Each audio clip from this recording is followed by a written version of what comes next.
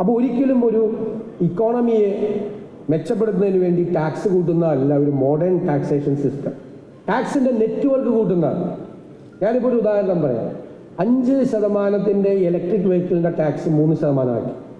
8% ഉണ്ടായിരുന്ന അതിന് വേറൊരു കാറ്റഗറി 5% ആക്കി. ഇപ്പം എന്നോട് എല്ലാവരും ചോദിച്ചു കിട്ടിക്കൊണ്ടിരിക്കുന്ന ടാക്സ് പോവില്ല എന്ന് ചോദിച്ചു. ഞാൻ പോവില്ല എന്ന് പറഞ്ഞു. സീനിയർ സിറ്റിസൺസിൻ്റെ വകുപ്പിലും എനിക്ക് തോന്നുന്നു നിങ്ങൾക്കൊരു സ്കോപ്പുണ്ട്. ഞാനൊരു 5 കൊല്ലം മുമ്പ് പറയാൻ തുടങ്ങിയതാണ്. കേരളത്തിൻ്റെ ഉണ്ടായിക്കൊണ്ടിരിക്കുന്ന വലിയ ഡെമോഗ്രാഫിക് ചേഞ്ചാണ്. കേരളത്തിൻ്റെ ഡെമോഗ്രാഫിക് ഡിവിഡൻഡ് എന്ന് പറയുന്ന യങ്സ്റ്റേഴ്സിൻ്റെ നമ്പർ തിന്നായിക്കൊണ്ടിരിക്കുക, മറ്റത് വലുതായിക്കൊണ്ടിരിക്കുകയാണ്. കാരണം ലൈഫ് എക്സ്പെക്ടൻസി കൂടിക്കൊണ്ടിരിക്കുകയാണ്. അതൊരു വലിയ പോപ്പുലേഷനാണ്. അപ്പോൾ അവർക്കുള്ള വെൽഫെയർ പ്രോജക്റ്റ് അല്ല സീനിയർ സിറ്റിസൺ വകുപ്പ്. അവരെ കൂടി കൺസ്ട്രക്റ്റീവ് ആക്കി മാറ്റാൻ വേണ്ടിയിട്ട് അവരെ കൂടി സ്റ്റേറ്റിന് കോൺട്രിബ്യൂട്ട് ചെയ്യാൻ പ്രാപ്തരാക്കിക്കൊണ്ടിട്ടുള്ള പുതിയ പ്രോജക്റ്റുകളാണ് ഞങ്ങൾ ഉദ്ദേശിക്കുന്നത്. ഇവിടെ 2026 സ്റ്റേറ്റ് കോൺഫറൻസിൽ പങ്കെടുക്കാൻ കഴിഞ്ഞതിലുള്ള സന്തോഷം ഞാൻ ആദ്യമായി പങ്കുവയ്ക്കുന്നു.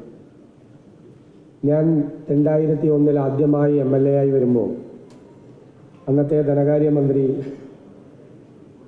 ബജറ്റ് പ്രസംഗത്തിനോടനുബന്ധിച്ച ഒരു പ്രസംഗത്തിൽ അദ്ദേഹം പറഞ്ഞു, കേരളത്തിൻ്റെ ഇക്കണോമിക് ഗ്രോത്ത് അത് നാഷണൽ ആവറേജിനേക്കാൾ കൂടുതലാണെന്ന്. അന്ന് നാഷണൽ ആവറേജ് 8%-ഉം കേരളത്തിൻ്റെ ഗ്രോത്ത് ആവറേജും 13%-ആണ്. എനിക്കൊട്ടും വിശ്വാസമായില്ല. അതെങ്ങനെയാണ് നാഷണൽ ആവറേജിനേക്കാൾ കൂടുതൽ സ്റ്റേറ്റിൻ്റെ ഇക്കണോമിക് ഗ്രോത്ത് കൂടി നിൽക്കുന്നത്? അപ്പോൾ ഞാൻ അന്വേഷിച്ചു പോയപ്പോൾ കണ്ടെത്തിയത് കേരളത്തിൽ നടക്കുന്ന കൺസ്ട്രക്ഷനാണ് ഈ നാഷണൽ ആവറേജിനേക്കാൾ കേരളത്തിലൊരു ഇക്കണോമിക് ഗ്രോത്ത് ഉണ്ടാക്കാനുള്ള ഏറ്റവും പ്രധാനപ്പെട്ട കമ്പോണൻറ്റ് എന്ന് പറയുന്നത്. ആദ്യമായിട്ടാണ് എനിക്കത് ബോധ്യപ്പെട്ടത്. അന്നൊരു കൺസ്ട്രക്ഷൻ ബൂമുള്ളൊരു കാലമാണ്. അപ്പോൾ കേരളത്തിലെ നിർമ്മാണ പ്രവർത്തനങ്ങൾ, കേരളത്തിലെ real estate developing, building construction എന്ന് പറയുന്നത് സംസ്ഥാനത്തിൻ്റെ ഇക്കണോമിക് ആക്ടിവിറ്റിയെ ഉത്തേജിപ്പിക്കുന്നതാണ്, അതിനെ സ്റ്റിമുലേറ്റ് ചെയ്യുന്നതാണ് എന്നുള്ള ബോധ്യം അന്നാണ് യഥാർത്ഥത്തിൽ ഉണ്ടായത്. പിന്നീട് പല ഘട്ടത്തിലും ഈ കൺസ്ട്രക്ഷൻ ബൂം ഉണ്ടായിട്ടുണ്ട്. ചില സമയത്ത് താഴേക്ക് പോയിട്ടുണ്ട്, റിയൽ എസ്റ്റേറ്റ് താഴേക്ക് പോയിട്ടുള്ള ഘട്ടങ്ങളെല്ലാം ഉണ്ടായിട്ടുണ്ട്. റിയൽ എസ്റ്റേറ്റ് എന്ന് പറയുന്നത് ഏത് സ്റ്റേറ്റിൻ്റെയും, കൺസ്ട്രക്ഷൻ എന്ന് പറയുന്നത് ഏത് സ്റ്റേറ്റിൻ്റെയും ഏറ്റവും സുപ്രധാനമായ ഒരു ഇക്കണോമിക് ആക്ടിവിറ്റിയാണ്. 2008 ലോകത്ത് എല്ലായിടത്തും ഉണ്ടായ ആ റിസഷൻ്റെ തുടക്കം ഉണ്ടായത് അമേരിക്കയിൽ നിന്നാണ്. അമേരിക്കയിൽ ആ റിസഷൻ തുടക്കമിടാനുള്ള ഏറ്റവും പ്രധാനപ്പെട്ട കാര്യം റിയൽ എസ്റ്റേറ്റിലുണ്ടായ സെറ്റ് ബാക്കാണ്. അവിടെ ആളുകൾ ഒരു സ്റ്റേറ്റിൽ നിന്ന് മറ്റൊരു സ്റ്റേറ്റിലേക്ക് പോകുമ്പോൾ അവർ നേരത്തെ വാങ്ങിച്ച് വീട് വിൽക്കുകയും അടുത്ത സ്റ്റേറ്റിൽ പോയിട്ട് ആ വീട് വാങ്ങിക്കുകയൊക്കെ ചെയ്യും. ഈ മൂവ്മെൻ്റ് ഉള്ള സമയത്ത് പുതിയ ഫ്ലാറ്റുകൾ വാങ്ങിക്കുകയും വില്ലകൾ വാങ്ങിക്കുകയൊക്കെ ചെയ്യും. അവിടെ ഒരിക്കൽ ഈ റിയൽ എസ്റ്റേറ്റ് റിസഷൻ ഉണ്ടായ സമയത്ത്, ഒരു സെറ്റ് ബാക്ക് ഉണ്ടായ സമയത്ത് $10 ലക്ഷം വാങ്ങിച്ച വീട് അതിന് 3 ലക്ഷമായിരുന്നു. അപ്പോൾ ബാങ്കുകൾ പറഞ്ഞു ഈ പൈസ തിരിച്ചടയ്ക്കാൻ പറഞ്ഞു. അപ്പോൾ ആരും തിരിച്ചടച്ചില്ല പൈസ. നിങ്ങൾ എടുത്തുകൊണ്ട് പോയിക്കൊള്ളാൻ പറഞ്ഞു ബാങ്ക്. ബാങ്ക് ഫ്ലാറ്റ് എടുത്തോ അല്ലെങ്കിൽ വീട് എടുത്തുകൊണ്ട് പോയിക്കൊള്ളാൻ പറഞ്ഞു. അപ്പോൾ ബാങ്കുകൾ $10 ലക്ഷം ഇത് കൊടുത്തിട്ട് $3 ലക്ഷം വാല്യൂ ഉണ്ട്. അപ്പോൾ എടുത്തപ്പോഴേക്കും ബാങ്കുകൾക്കെല്ലാം വലിയ ക്രൈസിസായി. പിന്നെ അവിടെ ഇവിടുത്തെ പോലെയല്ല, നിഞ്ച എന്ന് പറയും, no income, no asset, no job. ഒരു പണിയും ഒരു കൂലി ഇല്ലാത്തവനൊക്കെ ഇത് കൊടുക്കും, ബാങ്ക് ലോൺ കൊടുക്കും. ഇവിടെ അസറ്റ് വാല്യുവേഷൻ നടത്തിയിട്ടാണ് ഇന്ത്യയിൽ ബാങ്ക് ലോൺ കൊടുക്കുന്നത്. അപ്പോൾ ഈ ബാങ്കുകളെല്ലാം തകർന്നു. ബാങ്കുകൾ തകർന്നപ്പോൾ ഈ ബാങ്കുകൾക്ക് ഫിനാൻസ് ചെയ്യുന്ന ഡെറിവേറ്റീവ് ബാങ്കുകളുണ്ട്, ആ ഡെറിവേറ്റീവ് ബാങ്കുകൾ മുഴുവൻ തകർന്നു. അതെല്ലാം തകർന്നപ്പോഴേക്കും ഇവർക്ക് ഇൻഷുർ ചെയ്യുന്ന വലിയ ഇൻഷുറൻസ് ജയൻസ് ഉണ്ട്, അവരെല്ലാവരും തകർന്നു. അപ്പോൾ തന്നെ ഇക്കോണമി തകർന്നു. അപ്പോൾ ഗ്ലോബൽ വില്ലേജായി ലോകം മാറിയപ്പോൾ അമേരിക്കയ്ക്ക് അതിൻ്റെ അകത്ത് US വലിയ റോളുള്ളതുകൊണ്ട് അത് യൂറോപ്പിലേക്കും 3-ാം ലോക രാജ്യങ്ങളിലേക്ക് ആ റിസഷൻ നടന്നു പിടിച്ചു. അപ്പോൾ തുടങ്ങിയത് എവിടെ നിന്നാണ്? തുടങ്ങിയത് റിയൽ എസ്റ്റേറ്റ് ഉണ്ടായ സെറ്റ് ബാക്കിൽ നിന്നാണ് അത് തുടങ്ങിയത്. അപ്പോൾ ലോകം മുഴുവൻ കീഴടക്കാൻ പറ്റുന്ന, തകർക്കാൻ കഴിയുന്ന ഒരു റിസഷനെ സാധ്യമായത് അവിടെ നിന്നാണ്. അപ്പോൾ ഈ രംഗം ഏറ്റവും കൂടുതൽ ശ്രദ്ധിക്കപ്പെടേണ്ട, അതിനെ നിലനിർത്തേണ്ട ഒരു രംഗം തന്നെയാണ്. നമുക്ക് ഇപ്പോൾ ഞങ്ങൾ സ്റ്റേറ്റ് ഗവൺമെൻറ് വന്നതിന് ശേഷം ഒരു പുതിയ ടാക്സും ഏർപ്പെടുത്തിയില്ല. എന്നോട് ചോദിച്ചു, വൈറ്റ് പേപ്പർ ഇറക്കി നാട് മുഴുവൻ കടത്തിലാണ്, 87,000 കോടി രൂപയുടെ കടം ഇമ്മീഡിയറ്റ് ആയിട്ട് തീർക്കേണ്ട കടമുണ്ട്, 5,07,000 കോടി രൂപ മൊത്തം ക്യുമുലേറ്റീവ് ആയിട്ടുള്ള ഡെറ്റ് ഉണ്ട്, ഇതെങ്ങനെ കൈകാര്യം ചെയ്യും? ടാക്സ് ഈടാക്കണം. അപ്പോൾ അയാൾ പറഞ്ഞു, ടാക്സ് ഈടാക്കാതെ നമ്മൾ ചെയ്യേണ്ടത് നമ്മുടെ ഖജനാവ് നിറയ്ക്കുക എന്നുള്ളതാണ്. ടാക്സ് ഈടാക്കിയതുകൊണ്ട് മാത്രം ഖജനാവ് നിറയ്ക്കണമെന്നില്ല. പല ടാക്സേഷനും അത് നേരത്തെ ഉണ്ടായിരുന്ന ടാക്സിൽ നിന്ന് കിട്ടിയിരിക്കുന്ന പ്രോഫിറ്റിനേക്കാളും കുറയിച്ചിട്ടുണ്ട്. ഉദാഹരണത്തിന് പെട്രോളിയം ഉൽപ്പന്നങ്ങൾക്ക് ഒരു സെസ് ഏർപ്പെടുത്തി 2 രൂപ. ഞാൻ അതിനെ ഒപ്പോസ് ചെയ്തു ഹൗസിൽ. ഞാൻ പറഞ്ഞു, ഇപ്പം തന്നെ പെട്രോളിയത്തിൻ്റെ ടാക്സും എല്ലാം കൂടിയിട്ട് ഡീസലിനും പെട്രോളിനും കേരളത്തിൽ വളരെ വില കൂടുതലാണ്. ഇനി നിങ്ങൾ 2 രൂപ കൂടെ കൂട്ടിയാൽ ഇത് നമുക്ക് പുറത്തു നിന്നുള്ള ഈ ട്രക്കുകളാണ് വരുന്നത്, കൺസ്യൂമർ സ്റ്റേറ്റ് ആയതുകൊണ്ട് അവർ ഫുൾ ടാങ്ക് ഡീസൽ അടിക്കുന്ന, അല്ല നമ്മൾ ബൈക്കിൽ പെട്രോൾ അടിക്കുന്നതല്ല കൂടുതൽ കൺസംഷൻ. അപ്പോൾ അവരിങ്ങനെ ചെയ്താൽ അവർ തമിഴ്നാട് ബോർഡറിൽ നിന്ന്, കർണാടക ബോർഡറിൽ നിന്ന്, മാഹിയിൽ നിന്നെല്ലാം അടിച്ചു കഴിയുമ്പോൾ നമ്മുടെ ടാക്സ് നേരത്തെ കിട്ടിയിരുന്ന ടാക്സും കുറയും, ഈ 2 രൂപയ്ക്ക് ഒരു കാര്യമില്ലാതാവും. അപ്പോൾ എല്ലാവരും എന്നെ പരീക്ഷിക്കുകയൊക്കെ ചെയ്തു. ഞാൻ പിന്നെ ഇത് കളിയാക്കിയത് കൊണ്ട് അത് നോക്കി വെച്ച് കഴിഞ്ഞപ്പോൾ പിറ്റേ വർഷം 1.5 കോടി ലിറ്റർ ഡീസലിൻ്റെ കൺസംഷൻ കേരളത്തിൽ കുറവായി. അപ്പോൾ ടാക്സ് കൂടിയതുകൊണ്ടാണ്. ടാക്സ് കൂടിയത് വലിയ നഷ്ടമാണ്, ഈ സെസ് ഏർപ്പെടുത്തിയതുകൊണ്ട് വലിയ നഷ്ടമാണ് കേരളത്തിലുണ്ടായത്. അപ്പോൾ ഒരിക്കലും ഒരു ഇക്കോണമിയെ മെച്ചപ്പെടുത്തുന്നതിന് വേണ്ടി ടാക്സ് കൂട്ടുന്നതല്ല ഒരു മോഡേൺ ടാക്സേഷൻ സിസ്റ്റം. ടാക്സിൻ്റെ നെറ്റ്വർക്ക് കൂട്ടുന്നതാണ്. ഞാനിപ്പോൾ ഒരു ഉദാഹരണം പറയാം. 5% ഇലക്ട്രിക് വെഹിക്കിളിൻ്റെ ടാക്സ് 3% 8% ഉണ്ടായിരുന്ന അതിന് വേറൊരു കാറ്റഗറി 5% ഇപ്പം എന്നോട് എല്ലാവരും ചോദിച്ചു, കിട്ടിക്കൊണ്ടിരിക്കുന്ന ടാക്സ് പോവില്ലെന്ന് ചോദിച്ചു. ഞാൻ പോവില്ല എന്ന് പറഞ്ഞു. ഈ ബജറ്റ് വന്ന് ഒരാഴ്ചക്കകം ഡിസ്പ്രൊപ്പോർഷണേറ്റ് ആയിട്ടുള്ള സെയിലാണ് ഇലക്ട്രിക് വെഹിക്കിൾസിന്. ഇപ്പം ഇലക്ട്രിക് വെഹിക്കിൾസ് വിൽക്കുന്ന ഡീലേഴ്സ് എന്നോട് പറഞ്ഞു, ഇവിടെ ഉള്ള വാഹനം മതിയാകാനായിട്ട് ഞങ്ങൾ അതർ സ്റ്റേറ്റിൽ ഡീലേഴ്സിനോട് അവരുടെ ഔട്ട്ലെറ്റ്സിൽ നിന്ന് അവിടെ നിന്ന് വാഹനം കൊണ്ടുവരാൻ പറഞ്ഞിരിക്കുകയാണ്. ഒന്ന് ടാക്സ് കുറച്ചപ്പോൾ ടാക്സിൻ്റെ നെറ്റ്വർക്ക് കൂടി. ഇനി പുതിയതായിട്ട് വാങ്ങിക്കുന്ന വാഹനങ്ങളുടെ രജിസ്ട്രേഷൻ എല്ലാം ആകുമ്പോൾ ഈ ടാക്സ് കുറച്ചത് ലാഭമായി മാറും സ്റ്റേറ്റിൽ. അപ്പോൾ ഈ ഒരു അപ്രോച്ചാണ് ഞങ്ങൾ മൊത്തമായിട്ട് നമ്മൾ എടുക്കുന്നത്. അപ്പോൾ എക്കണോമിക് ആക്ടിവിറ്റിയെ ഉത്തേജിപ്പിച്ച് ബിസിനസ് ചെയ്യുന്നവരെ, ബിൽഡർമാരെ, റിയൽ എസ്റ്റേറ്റ് ചെയ്യുന്നവരെ, ട്രേഡ് ചെയ്യുന്നവരൊന്നും സ്റ്റേറ്റിൻ്റെ ശത്രുക്കളല്ല. അവരെല്ലാം സ്റ്റേറ്റിൻ്റെ മിത്രങ്ങളാണ്. ഏതാങ്കിളാണ്? നിങ്ങൾ സ്റ്റേറ്റിന് ടാക്സ് തരുന്ന ആളുകളാണ്. നിങ്ങളുടെ ഓരോ ആക്ടിവിറ്റിയിലും ടാക്സ് ഉണ്ടാവും. അതുകൊണ്ടാണ് മിത്രങ്ങളായത്. ടാക്സ് ഇവേഡ് ചെയ്താൽ ശത്രുക്കളാവും. മിത്രങ്ങളായി നിൽക്കുന്നത് അവരെ ശത്രുക്കളാക്കിയിട്ട് കാണരുത്. അവർക്ക് ഞാനൊരു പുതിയ പേരിട്ടിട്ടുണ്ട്, ജെനുവിൻ ടാക്സ് പേയേഴ്സ്. ആ ജെനുവിൻ ടാക്സ് പേയറാണ് ഈ സ്റ്റേറ്റിൻ്റെ ഏറ്റവും വലിയ മിത്രം. ബന്ധുവായിട്ട് ഞാൻ പ്രഖ്യാപിക്കുകയാണ്. ജെനുവിൻ ടാക്സ് പേയറിന് അവർക്കൊരു ക്രൈസിസ് വന്നാൽ ഉറപ്പായി എല്ലാ സെക്ടറിലും പല കാരണങ്ങൾ കൊണ്ട്, ചിലപ്പോൾ ഗ്ലോബൽ ഇമ്പാക്റ്റ് കൊണ്ട്, ഡൊമസ്റ്റിക് ആയിട്ടുള്ള ഇഷ്യൂസ് കൊണ്ട് പല സെക്ടറിലും പല ഇഷ്യൂസ് ഉണ്ടാവും, ഇല്ലേ? ആ സമയത്ത് ഈ ഗവൺമെൻറ്റിൻ്റെ അപ്രോച്ച് ആ സെക്ടറിനെ നമുക്കൊന്നൊരു വെന്റിലേറ്റർ കൊടുക്കാമെന്നല്ല. ഇപ്പോഴത്തെ ആശുപത്രി കൊടുക്കുന്ന വെന്റിലേറ്റർ അല്ല, അത് ആൾ മരിച്ചാലേ അടുത്ത ആൾ വരുമ്പോഴേ മാറ്റി കൊടുക്കുള്ളൂ. ആ വെന്റിലേറ്റർ അല്ല, to bypass that particular situation. അത് കടന്നു കഴിയുമ്പോൾ ആ സഹായം പിൻവലിക്കും. അത് കടന്നു കഴിയുമ്പോൾ ഏത് സെക്ടർ തകർച്ചയിലേക്ക് പോയാലും ആ സെക്ടറിനെ സർക്കാർ കൈതാങ്ങി നിർത്തണം. കാരണം ആ സെക്ടർ തകർന്നാൽ അതിൻ്റെ ആദ്യത്തെ വിക്ടിം സ്റ്റേറ്റാണ്. ഒരു ജെനുവിൻ ടാക്സ് പെയർ ഇല്ലാതായാൽ, അയാളുടെ ബിസിനസ് കൂട്ടിപ്പോയാൽ അതിൻ്റെ ആദ്യത്തെ ഇരയും സ്റ്റേറ്റാണ് എന്നുള്ള ഒരു പുതിയ അപ്രോച്ചാണ് ഞങ്ങൾ ഈ കാര്യത്തിൽ സ്വീകരിക്കുന്നത്. അപ്പോൾ കേരളത്തിൽ റിയൽ എസ്റ്റേറ്റ് ഡെവലപ്പ് ചെയ്യാൻ നമുക്കറിയാം വളരെ ഡെൻസിറ്റി ഓഫ് പോപ്പുലേഷൻ ഉള്ള ഒരു സ്ഥലമാണ്. പിന്നെ കടലുണ്ട്, കായലുണ്ട്, അല്ലേ, പുഴകളുണ്ട്, തടാകങ്ങളുണ്ട്, ഇൻലാൻഡ് വാട്ടർവേസ്, ഒരുപാട് സംവിധാനങ്ങളുണ്ട്. അതിൻ്റെ ഇടയിൽ നമുക്ക് കുറച്ച് സ്ഥലമുള്ളൂ. ആ സ്ഥലത്തിനെയാണ് ഡെവലപ്പ് ചെയ്യേണ്ടത്.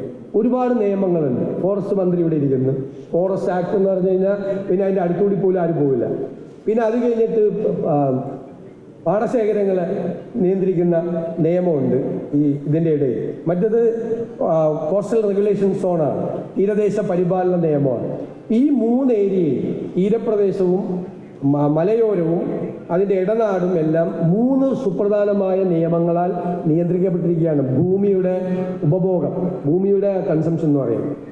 അത് കുറച്ച് ഒരു സസ്റ്റൈനബിൾ ഡെവലപ്മെൻ്റ് എന്നുള്ളൊരു കൺസെപ്റ്റ് വിടാതെ, അത് വിടാൻ പറ്റില്ല. ആ സസ്റ്റൈനബിൾ ഡെവലപ്മെൻ്റ് എന്നുള്ളൊരു കൺസെപ്റ്റ് നമുക്ക് പതിയെ ഡെവലപ്പ് ചെയ്ത് കൊണ്ടുവരണം.